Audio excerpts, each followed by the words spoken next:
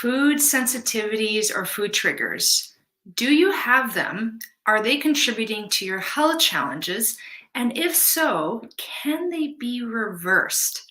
Hi, I'm Dr. Patricia Mills. I'm a holistic MD, whole body, mind, and spirit, and I'm coming to you live in my Thrive Thursday event.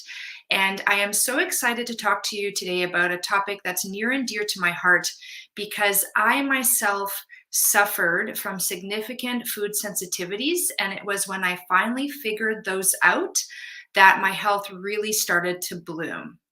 And if you're joining me live through my Wild Wisdom for Women with Dr. Patricia Mills Facebook group, please feel free to put in your comments. I look forward to hearing from you and answering your questions if any come up today. So let's dive right in. What we're going to be talking today is everything to do with food sensitivities, like how do you know if you have a food sensitivity?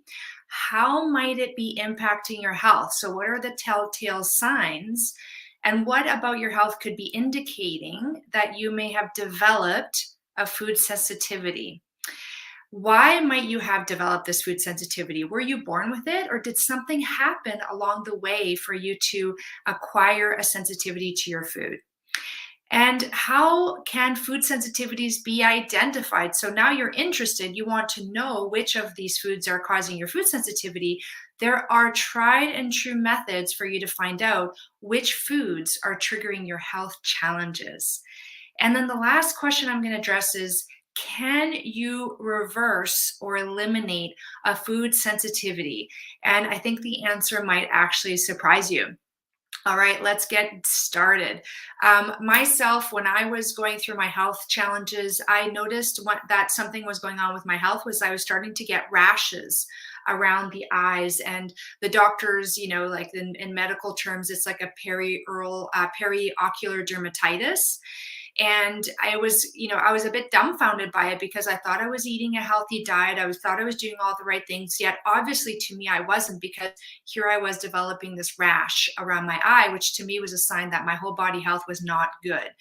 And when I really focused in, I noticed there were other things. I had some constipation, some occasional bloating, a lot of flatulence. Like I was getting some aches and pains, and I would get a real energy slump in the middle of the afternoon.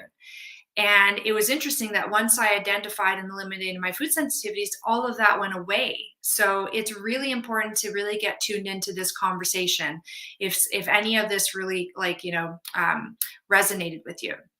So, why do we develop?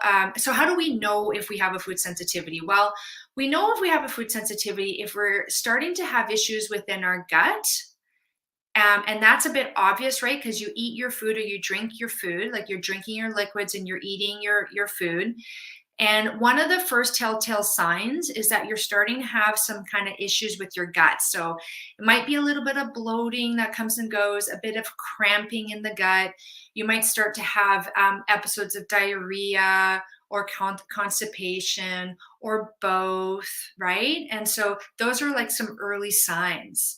And then what can happen over time is it starts to express itself in other parts of the body. Like, for example, it starts to come out in the skin as rashes. For some people, it's acne. For some people, it's eczema. It can affect the brain. So like a brain fog or an energy slump or low energy in general.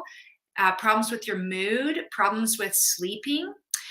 It can affect your joints. You can get like achy joints, your muscles. You get achy muscles, like difficulty recovering from workouts or getting that kind of like joint pain. And for some people who I've worked with who have eliminated the food sensitivities, their back pain goes away, and their joint pain in the knees, for example, that they thought was osteoarthritis, actually that pain went away with figuring out the foods for their body, the personalized diet solution. So that's what we're going to really be getting to the heart of today is how do we develop a personalized diet that takes into account our unique food sensitivities and triggers. And additionally, can we even, heal ourselves from them, which is the last thing I'll be covering today. So stay tuned for that because, there are some food sensitivities that can be healed, and we really want to get in tune with what that could be, because you don't want to go on a restrictive diet for life. That's definitely not what we want. And other things that can clue you into problems with food sensitivities is that your hormones become imbalanced. So that could look like problems with menstruation, problems with fertility, problems with menopause. And the reason for that is because there is a gut hormone connection, a very, very deep one. And when you're having problems with your gut and your digestion and your whole body health, your hormones are affected. I mean, that's just a given, right? Nothing lives separate from each other within our body. Everything is exposed to itself. So that could be another telltale sign. And then you might say, well, Dr. Patricia, it's interesting. I actually have one or more of these problems. And for most people, it's not something they were like some food sensitivities or food intolerances or food allergies people are born with. So those are different. Food allergies are when you eat something and boom, immediate reaction. So, like allergy to peanuts, right? For example, you just blow up, problems with your breathing, tongue gets swollen, you get flushed face, like swelling. That's a food allergy. We're not talking about food allergies. We're also not talking about food intolerances, which is like some people have problems with dairy in the gut. So when you drink the dairy, actually your body in the gut doesn't have the tools to break the dairy protein down or to use the dairy sugar like lactose. And so like immediately, like almost immediately, you start to have like some digestive issues within the next half an hour to 2 hours. And this is something that many people are born with, or actually they can develop later in life. So, dairy intolerance, for example, is something that can actually pop up in your 40s, 50s, and 60s and beyond. We're talking more about food sensitivities where you eat the food and slowly over time you start to notice that your body just isn't doing very well. And all of those things I talked about, from the gut all the way through to the skin, from the brain all the way down to the joints. And the thing is that your body's reaction to certain foods in this category, the food sensitivities, that can actually build up over the 4 days, 7 days, all the way up to 14 days. So let's say you have a food sensitivity to gluten, or you have a food sensitivity to oats, which some people do. You eat that food, and the problem as a result of this food comes out like 4 days later, 7 days later, sometimes even 14 days later, which can make it really challenging to figure out which is the food or the foods that are causing my health problems. How can I figure that out? So I can see there's some people joining me live. Feel free to put in your name and where you're calling in from. I love to give shout outs, and I hope you get a chance to ask your questions today. I will certainly do my best to answer them. So then the question is, well, how does this develop, right? If I wasn't born with this food sensitivity and now I'm developing food sensitivities, like later in life, I'm noticing that I'm developing these issues and I've got a sense that it might be related to my foods. Well, why did this happen? This usually happens because of a breakdown in the barrier that protects the barrier of our gut. So the lining of our gut. So when we eat our food, it goes down into the esophagus, down into the stomach. After that, the small intestine. After that, the large intestine, and then whatever's still there gets pooped out. And the lining of the gut is like a coffee filter. And the job of the coffee filter, as you know, is to let like the liquid seep through, but the coffee grinds to stay in. And that's what the gut does. It's like a semi-permeable membrane. It's like a lining, like a filter whose job is to allow the nutrients that nourish your body in, but the parts of the food that your body doesn't want to see, out. And even that can even be linked to a problem with your digestive power, because here's what happens.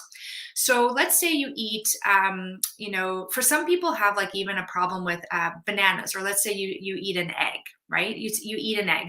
Well, the egg is made, the protein in egg, and usually the body food sensitivity is to the protein in the food. Okay, and I'm going to explain why. Why? Because every food has its own unique protein, and every protein is made up of basic building blocks, and they're called amino acids. So if you think of amino acids as the pearls and the jewels that make up, for example, a bracelet, And each protein is like the bracelet made up of the amino acids. And each food has its own special protein. It's like a bracelet belongs to each food.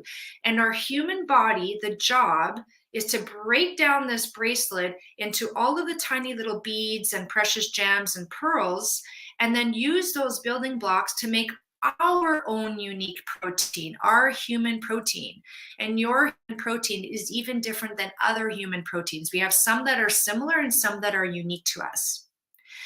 And our body's job is to identify what proteins are from us, like our proteins, and which are foreign, not from us.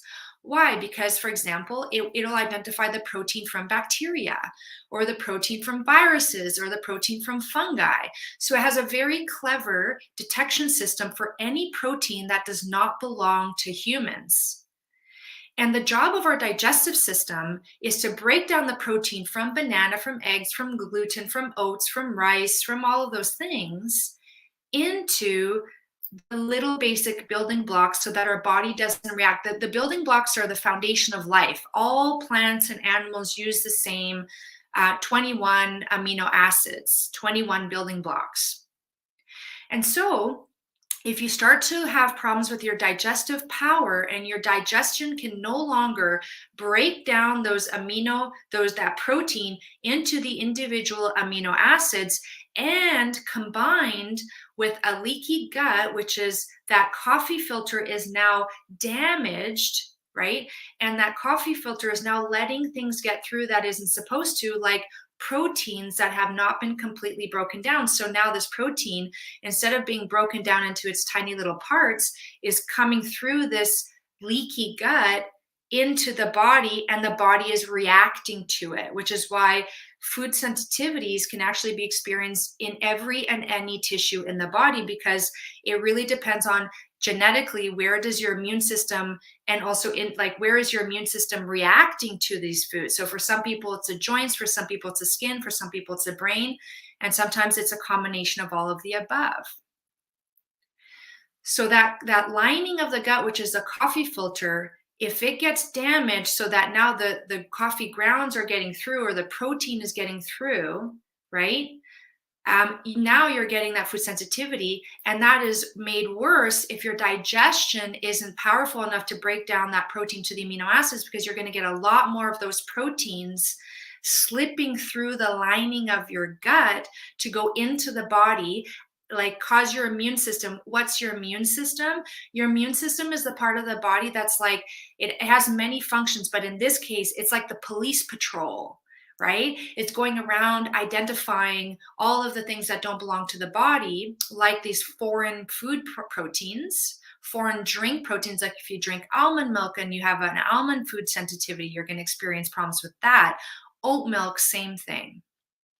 And so what the job of the immune system is to recognize it, send the alert. It activates a bit of inflammation, like, okay, we're on alert, we're ready to go. And it'll even like fire, to kind of damage the protein and attack the protein and get rid of it. But there's the innocent bystander, is your own body tissues. So it could be the tissues of the skin, it can be the tissues of the joints, it can be the tissues of the brain.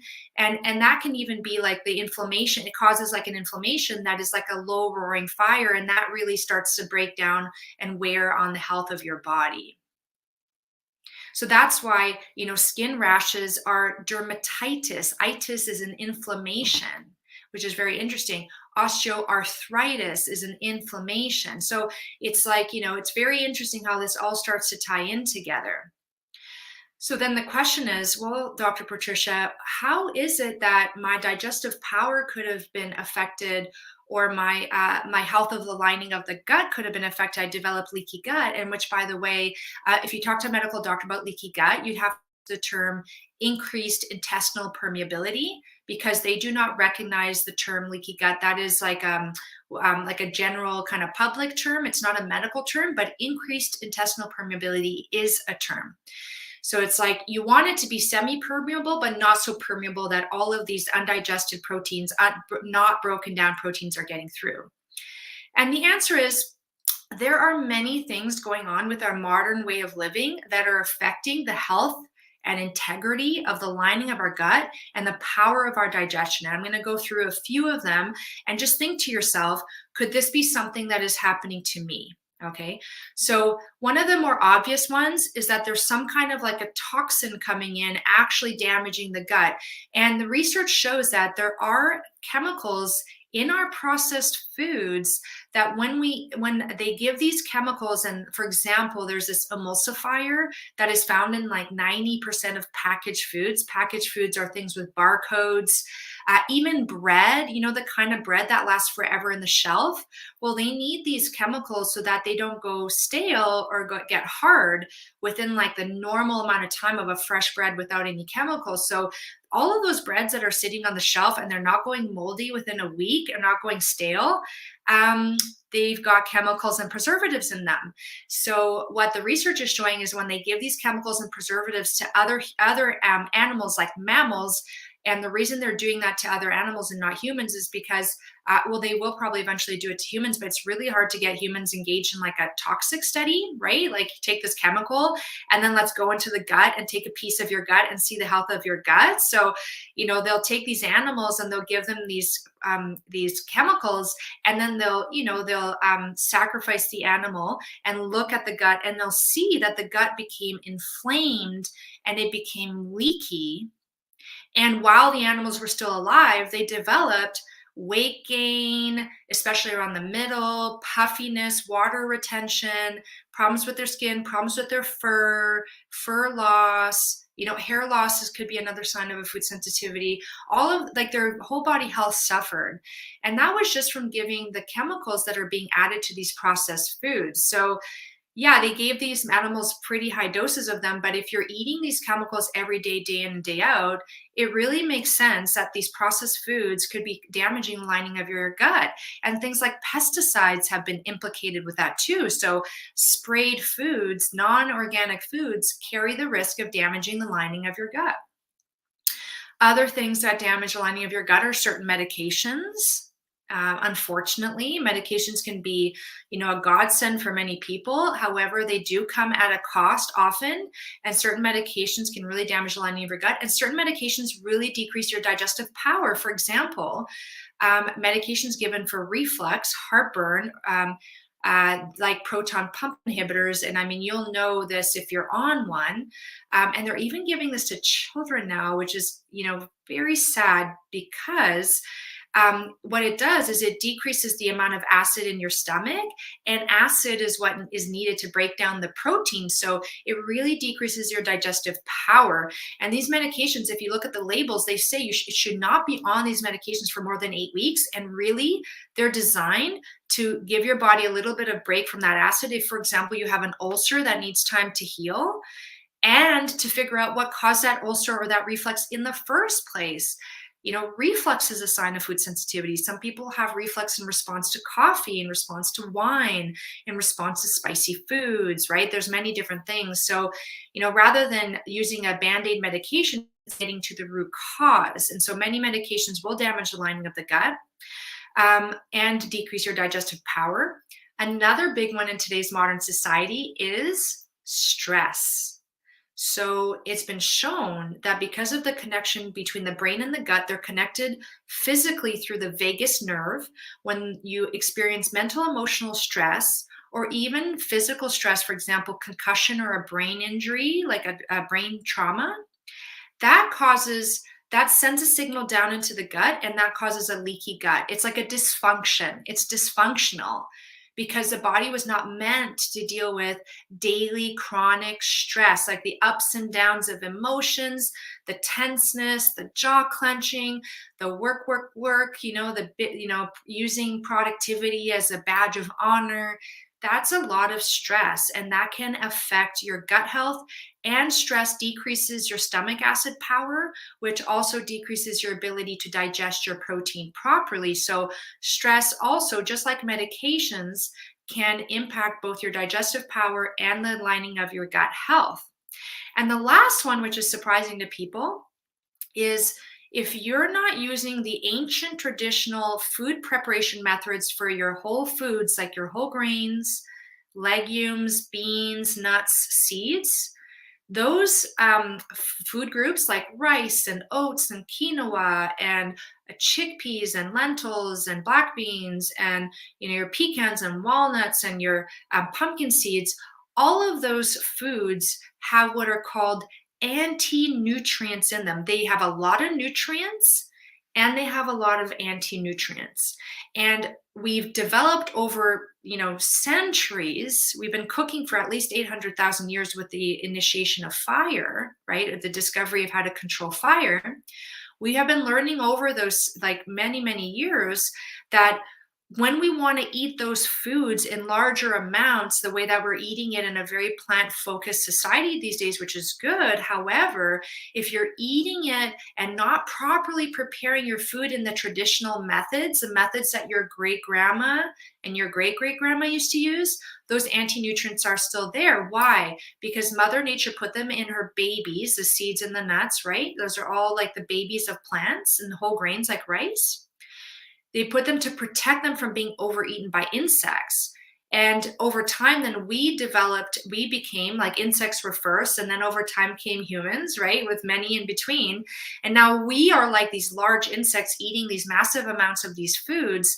And so, for example, in Asian culture, they will take brown rice and they will remove the husk and they will eat white rice and they will go to that effort because they've learned over time that there is digestive problems that come up with eating the rice with the husk still on because the husk is where most of the anti-nutrients are. I'm from Brazil, and in Brazil we eat a lot of rice and beans, so we take that white rice, whole rice, not the quick rice, but the whole rice. We soak it starting in the day, soak it through the day, rinsing and washing the water until it comes clear and soaking, and then you cook it. And also with our beans, we would, even the night before, you put the beans in water, you drain and rinse the next day, add water, and basically you're soaking it for approximately 24 hours in order to deactivate these anti-nutrients. So soaking, sprouting, and fermenting, which are traditional methods of food preparation for these wholesome plant foods, are used intentionally by our ancestors to decrease the anti-nutrients. And the bonus is that it also increases nutrients. It unlocks the protein. So if you don't soak, sprout, or ferment your foods, like your lentils, for example, like people are like, oh, I eat lentils because they have a lot of protein, or I eat quinoa because they have a lot of protein. That protein does not become available to your body until that plant is soaked, sprouted, or fermented. And if you go to Peru, you would know that quinoa, which came from South America, they do a fairly lengthy preparation process. They don't just put the grains in water and cook it. No, they soak it, they ferment it, they might sprout it. There are things that they do to make that plant the protein, calcium, iron, magnesium, all of these nutrients available to you. So you could actually go on a meat and dairy optional diet if you're properly preparing your foods to unleash those nutrients. And at the very least, you have to be soaking and sprouting and fermenting your whole foods, your whole grains, legumes, beans, nuts, and seeds, so that you don't develop over time that damage to the lining of the gut. And these anti-nutrients have names like lectins, oxalates, saponins, phytate. Phytate actually goes into the gut, does not get broken down by the stomach acid, and actually causes the gut lining to start opening up and becoming leaky and not functioning properly. However, if you soak nuts, which have a lot of phytate, and the phytate breaks apart into phosphate and inositol, and those are very, very, very, very healthy nutrients. So now not only did you reduce your anti-nutrients, you upped your nutrients. And if you're interested in this, go to my YouTube playlist called Protein, and I'll lead you through it. But this is an under-recognized thing. I see a lot of women and men who go into plant-focused diets or plant-based diets, and then over time they start to develop a lot of digestive issues, and then the food sensitivities start to show up. And the thing is, it's annoying because it's food sensitivities to really healthy foods like beans, right, and nuts. So this is really, really important information. So how do you identify if the problems that you're having are as a result of a food sensitivity or maybe something else? right? And the thing is that leaky gut can lead to, nutrient deficiencies like low magnesium, low iron. You can have one sign of having a leaky gut is like an anemia or low iron stores, right? That's a very common diagnosis. Like you have low iron, right? And then the treatment is take iron supplement, but there's no thought, why do you have low iron? You should not have low iron. There's reasons for that. And one of them can be this leaky gut, which goes hand in hand with a food sensitivity over time. So there are two general categories of how to identify food sensitivities. One is blood tests. So you go in, you get the blood test. They actually measure the immune system response to a variety of foods. The second is what's called an elimination diet. And the elimination diet is where for about 4 weeks, 3 to 4 weeks, you go on a core food diet where it's the core foods that are known to almost never cause food sensitivities in humans because they don't have complex proteins and they're really easily digestible by the human body. And then after being on that for about 3 weeks, and you kind of get back in touch with what real health feels like in your body, you feel amazing. And what will happen is during those 3 weeks, like your body shape will start to change, some excess weight will start to fall off. Your skin will start to clear, your energy will start to go up, your brain fog will clear, that energy slump in the afternoon will start to go away, right? And then from that baseline of amazing health, you choose the foods that you want to add in, and you start adding them in one a week, and you monitor how does your body respond to this. And you have ideally like a food tracker, so you track how your body, all the different body parts, and you track over time to see what are things that popped up that you maybe even forgot about, like, oh yeah, I forgot about that. I get this like itchiness, this itchy skin, and it's coming back now. And isn't that interesting? It came back when I reintroduced my oats. Now the thing is, in the reintroduction phase, what'll really not serve you is if you reintroduce processed foods.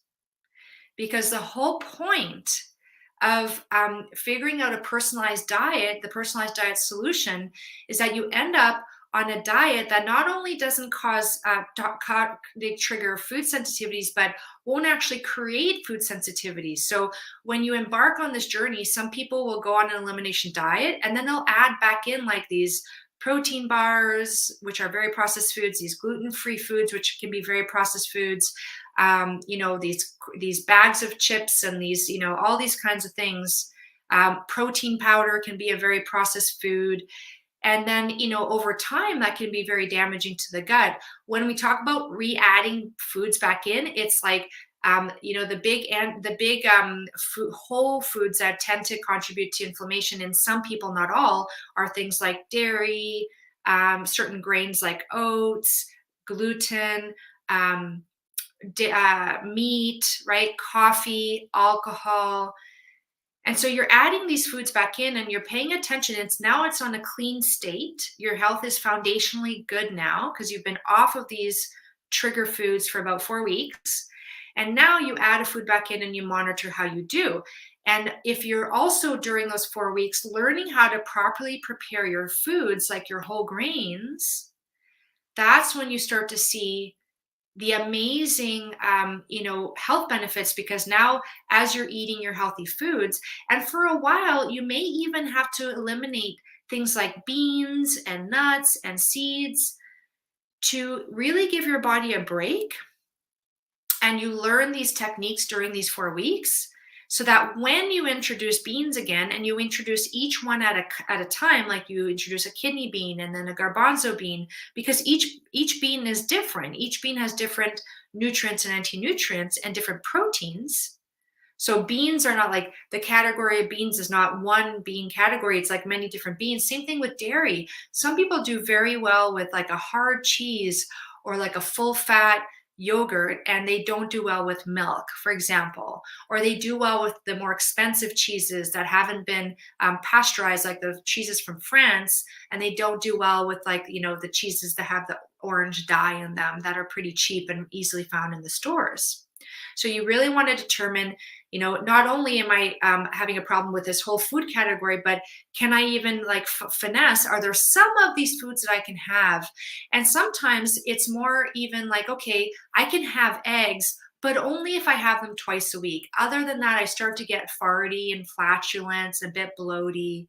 So you really can play around with it and really discover what really works for me, not just in terms of what kinds of foods, but even the frequency of foods and the food preparation that really, really matters. And then your question could be, well, that sounds like, what about just the blood test? Can't I do that? Well, interestingly, the blood test in research, the gold standard, like what's gold standard is the very, very best test, right?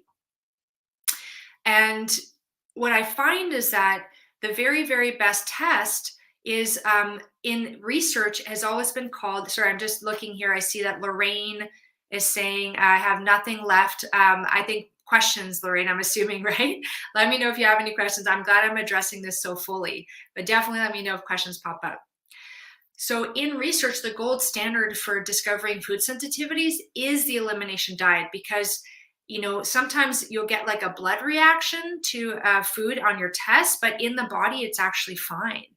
It doesn't create a problem in the body.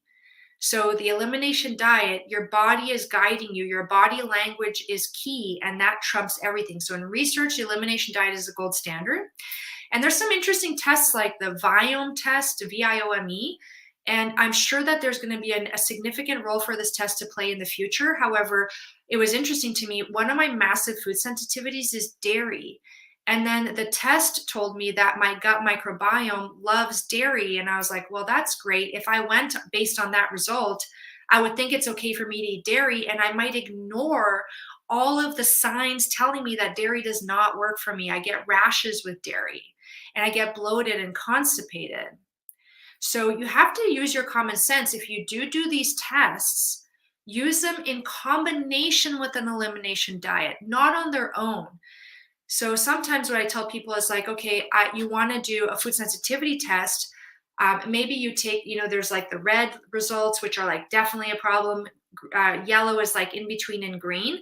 Well, eliminate all the red stuff during those 3 weeks and maybe considering eliminating the yellow stuff, like the blood test was like yes and kind of a little bit, but not very much.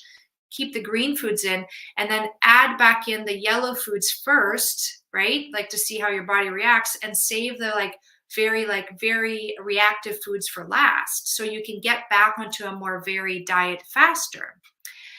And what a comment is saying, and I think it might be Lorraine saying, I feel like only food left is vegetables and some fruits. If we give up what you said, maybe that's what I need to do. It's a great question. So I actually eat day to day a diet that's pretty much close to those 3 weeks of the elimination diet. And so my regular foods are, I eat a sourdough toast because it's fermented wheat. And I'll eat it with like a nut butter that I've determined is good for my health using the elimination diet. And I'll make my own jam with flaxseed for a thickener with no added honey. And then I'll do lunch is like a heaping plate of vegetables with a vinaigrette, like olive oil and a vinegar and some sea salt. So it's super delicious, about 3/4 of my plate. I'll do a little bit of white basmati rice and a protein, and it'll either be like a sprouted or soaked chickpea, or I'll do like a meat, so like a piece of lamb or a chicken or a fish, right?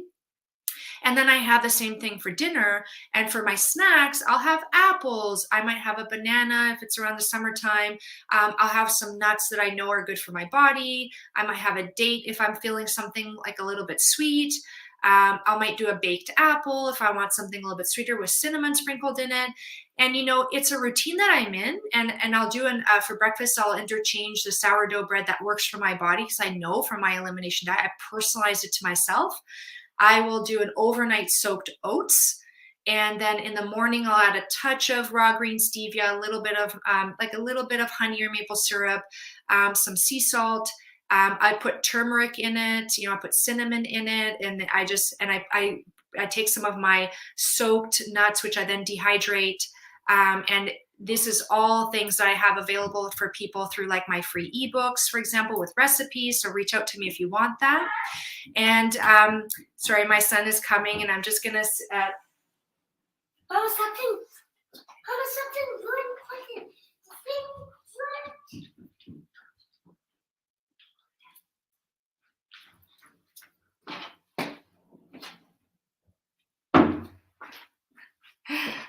That's so funny. Sorry about that.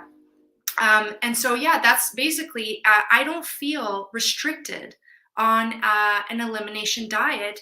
And I never felt that way. And the thing is, I found recipes that used all of these core foods and developed these really core recipes.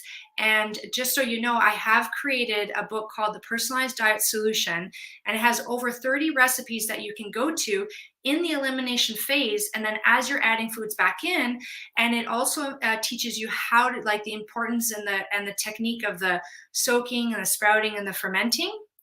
And there's always an opportunity to go deeper into that. So if you're interested, let me know. The Personalized Diet Solution book will be coming out. If you may be watching this when it's already out and available.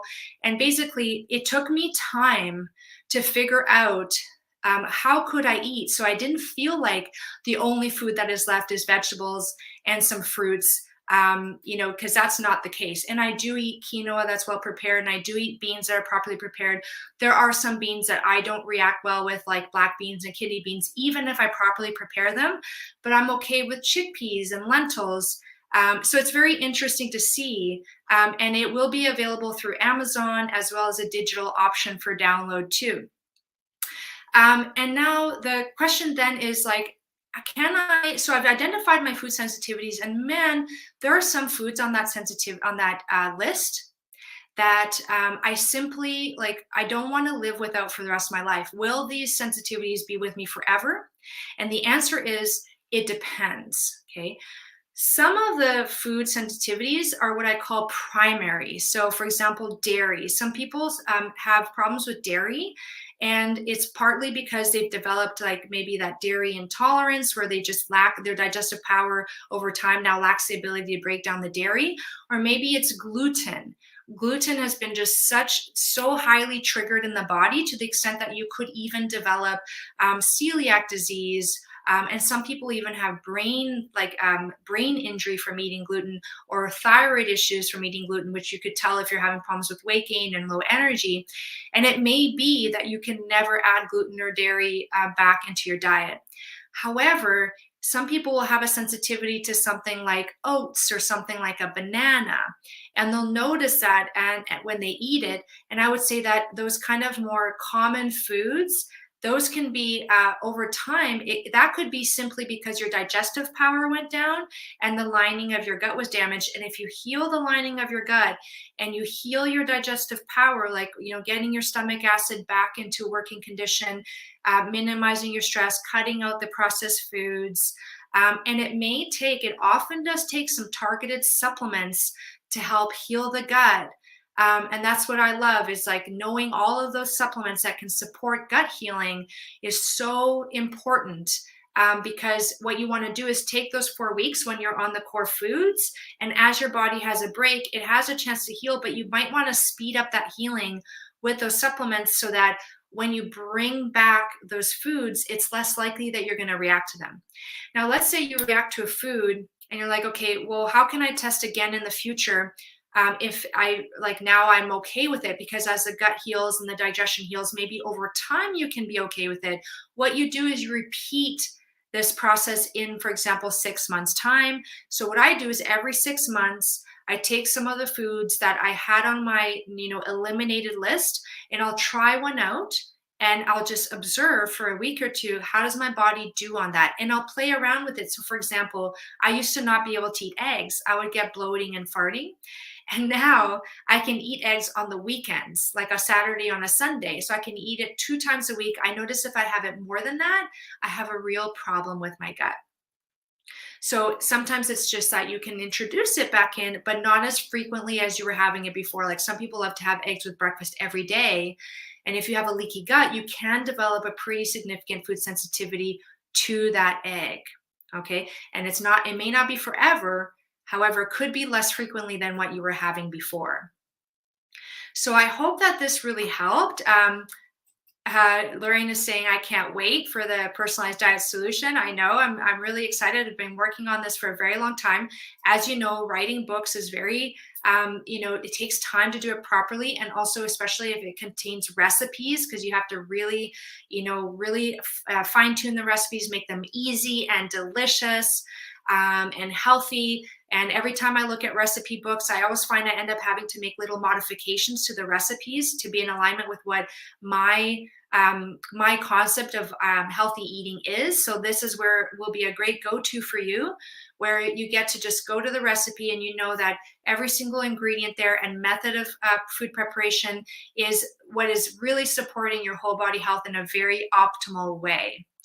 So if you have any more questions, please feel free to pop them in. If not, I'm going to assume that I did such a good job explaining it that you have no questions left. If you're watching this as a replay, please put your questions in the comments because I love to go in and answer questions. Feel free to share this with a friend who you think might benefit from this. And I look forward to seeing you again in my next Thursday, Thrive Thursday episode. Have a wonderful rest of your day, evening, or night. Bye.